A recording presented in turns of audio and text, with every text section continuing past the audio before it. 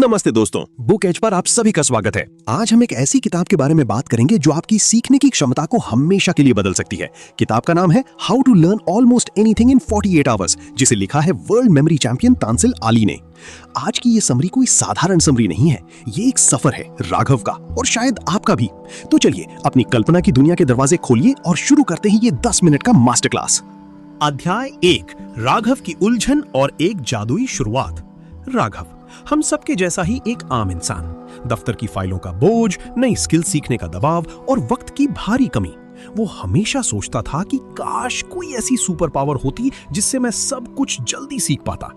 एक शाम जब कॉफी की खुशबू के बीच वो अपने पसंदीदा कैफे में बैठा था, उसकी नजर एक नीली किताब पर पड़ी। शीर्षक था how to learn almost anything in 48 hours. Raghav ने मुस्कुराकर सोचा, 48 घंटे, क्या मजाक है। लेकिन जब उसने किताब पलटी तो पीछे लिखी एक लाइन ने उसके रोंगटे खड़े कर दिए। आपका दिमाग एक महासागर है, आपने अभी तक सिर्फ उसकी सतह को छुआ है।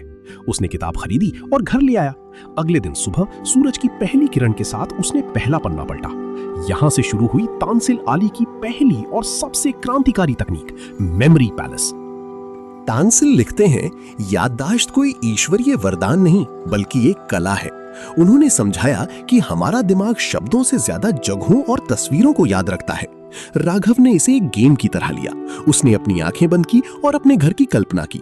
लिविंग रूम, किचन, बेडरूम, उसने हर कोने को अपनी यादों का स्टोर रूम बना लिया। तानसेल का कहना था, जो नहीं पता उसे उस चीज से जोड़ दो जो तुम्हें पता है। राघव ने फोटोसिंथेसिस यानी प्रकाश संश्लेषण को याद करने के लिए अपने लिविंग रूम के सोफे को एक विशाल हरे पत्ते की तरह विजुअलाइज किया, जो खिड़की से आती धूप को पी रहा है। उसे अजीब तो लगा पर जादुई भी। शाम को जब वो पार्क में टहल रहा था, उसे फोटोसिंथेसिस की परिभाषा नहीं बल्कि वो हरा सोफा याद आया। और यही तो राज था, दिमाग को कहानियों और अजीबोगरीब तस्वीरों से प्यार है। अध्याय 2, स्पीड रीडिंग, शब्दों के ऊपर उड़ना सीखें। मेमोरी पैलेस जीतने के बाद राघव का अगला पड़ाव था स्पीड रीडिंग। हम सब पढ़ते तो हैं, पर कैसे? एक एक शब्द को मन में दोहराते हुए। तानसेल इसे सब वोकलाइजेशन कहते हैं। ये हमारी पढ़ने की गति को कछुए की चाल बना देता है।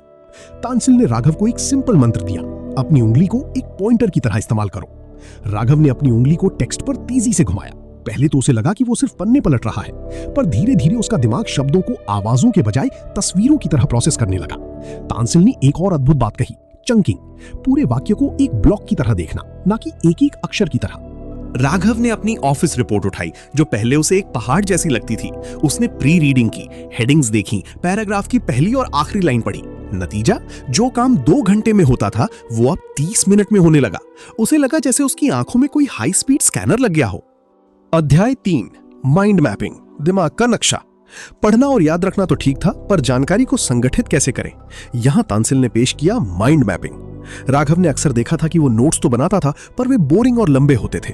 तानसेल ने कहा, सीधे नोट्स बनाना बंद करो। दिमाग एक पेड़ की तरह काम करता है, सीढ़ियों की तरह नहीं। राघव ने अपनी डायरी के बीच में एक गोला बनाया और लिखा ऑफिस प्रोजेक्ट। फिर उससे शाखाएं निकाली, बजट, टीम, डेडलाइन। हर शाखा का एक अलग रंग, नीले रंग से बजट, लाल से डेडलाइन। उसे अब अपनी पूरी योजना एक नक्शे की तरह साफ दिख रही थी। तानसेल ने कॉर्नेल मेथड भी सिखाया। पेज को 3 हिस्सों में बांटो, नोट्स, क्यू और समरी। राघव ने इसे मीटिंग्स में इस्तेमाल करना शुरू किया। अब वो सिर्फ लिख नहीं रहा था, वो जानकारी को अपनी मुट्ठी में कर रहा था। अध्याय 4, ग्रोथ माइंडसेट, हार को अपना दोस्त बनाएं। किताब का सबसे भावुक हिस्सा वो था जहां तानसेल ने माइंडसेट की बात की।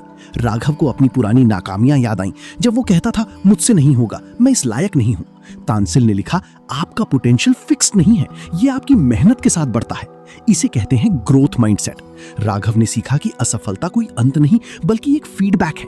उसने अपनी डायरी में लिखना शुरू किया, आज मैंने क्या सीखा। जब उसका एक प्रोजेक्ट फेल हुआ तो वो रोया नहीं बल्कि उसने विश्लेषण किया। उसने अपनी छोटी छोटी जीत, स्मॉल विंस को सेलिब्रेट करना शुरू किया। उसने विजुअलाइजेशन का सहारा लिया। हर सुबह वो आंखें बंद करके खुद को एक सफल प्रेजेंटेशन देते हुए देखता। धीरे धीरे उसका डर आत्मविश्वास में बदल गया। अध्याय 5, माहौल का जादू, ऑप्टिमल लर्निंग एनवायरनमेंट। अंत में तानसेल ने एक बहुत ही व्यावहारिक बात कही, आपका वातावरण। राघव का डेस्क बिखरा रहता था, फोन के नोटिफिकेशन हर पल उसे टूकते थे। तानसेल ने कहा, बिखरा हुआ कमरा, बिखरा हुआ दिमाग। राघव ने अपने घर का एक कोना चुना, उसे साफ किया, वहां एक छोटा सा पौधा रखा, अच्छी लाइटिंग की और अपने फोन को अलमारी में बंद कर दिया। उसने पोमोडोरो तकनीक का इस्तेमाल किया, 25 मिनट काम, 5 मिनट का ब्रेक। लैवेंडर की हल्की खुशबू और बैकग्राउंड में बजता लोफाई संगीत, राघव का वो कोना अब उसका मंदिर बन गया था। वहां बैठकर वो जो कुछ भी पढ़ता वो सीधे उसके दिल और दिमाग में उतर जाता। दोस्तों, राघव की कहानी यहाँ खत्म नहीं होती बल्कि शुरू होती है। तानसेन आली की ये किताब सिर्फ 48 घंटों की नहीं है, ये पूरी उम्र की सीखने की भूख को जगाने वाली किताब है। राघव अब सिर्फ एक कर्मचारी नहीं था, वो एक लर्नर था। उसने सीखा कि अगर हम अपने दिमाग की बनावट को समझ लें तो ब्रह्मांड की कोई भी चीज सीखना असंभव नहीं है। तो क्या आप तैयार हैं अपने अंदर के राघव को जगाने के लिए? क्या आप तैयार हैं अपने दिमाग के उस महल को सजाने के लिए? अगर आपको हमारी ये लंबी और दिल को छू लेने वाली समरी पसंद आई तो बुक एज को सब्सक्राइब करना ना भूलें। आपकी एक लाइक और एक कमेंट हमें ऐसी ही और कहानियां लाने की प्रेरणा देती है। याद रखिए, सीखना कभी बंद मत कीजिए, क्योंकि सीखना बंद तो जीतना बंद। धन्यवाद। मिलते हैं अगली शानदार बुक समरी में। तब तक के लिए पढ़ते रहिए और बढ़ते रहिए।